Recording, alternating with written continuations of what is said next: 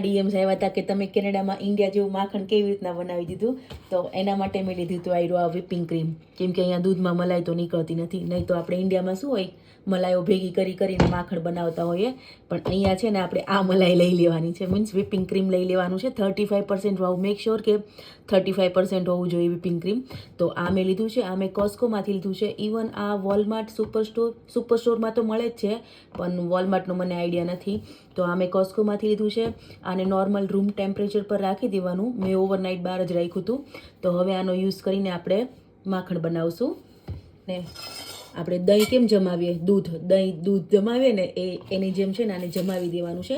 તમે નોર્મલ આને આમનામ પણ મતલબ માખણ કરી શકો જમાવ્યા વગર, પણ એમાં શું આપણે થોડોક પેલો ખાટો ટેસ્ટ જે જોઈએ ને આપણે ઇન્ડિયામાં કેમ આપણા ઘરે મમ્મીઓ લોકો બનાવે થોડુંક ખટાશ ને એવું, તો એવો ટેસ્ટ નહીં આવે. તમને થોડું મોળું લાગશે.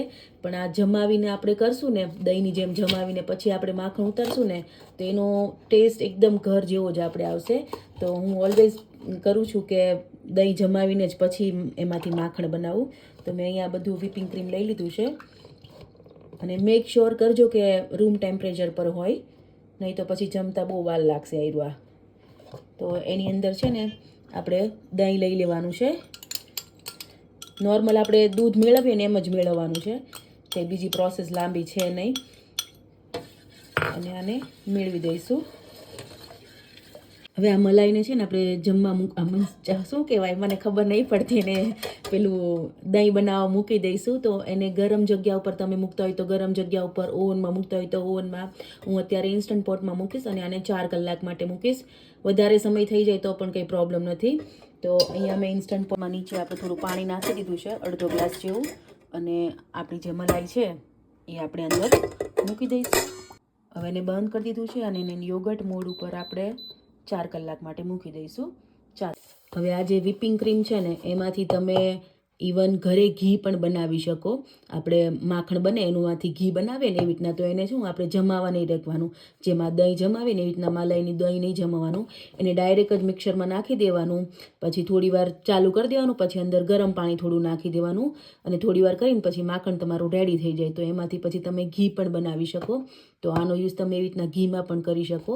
પણ મોસ્ટલી અમે લોકો વ્હાઈટ બટર કે માખણ જે કહીએ એવી રીતના જ યુઝ કરીએ છીએ, કે કિડ્સને સેન્ડવિચમાં અને પરાઠામાં ને એમાં આપીએ એમ. તો એટલા માટે હું એને જમાવીને, અને ટેસ્ટ અમને થોડો ખાટો મીઠો વધારે સારો લાગે છે. કેમ કે પહેલેથી એ જ ખાધું હોય ને, આ થોડું ફિક્કું લાગે તો અમને ખાટું થોડું વધારે ટેસ્ટ સારો લાગે છે. એટલા માટે હું જમાવી.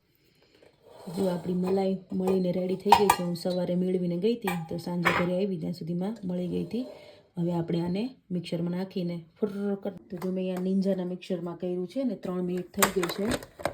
તો જો 3 થી 4 જ મિનિટમાં માખણ બનીને રેડી થઈ ગયું છે.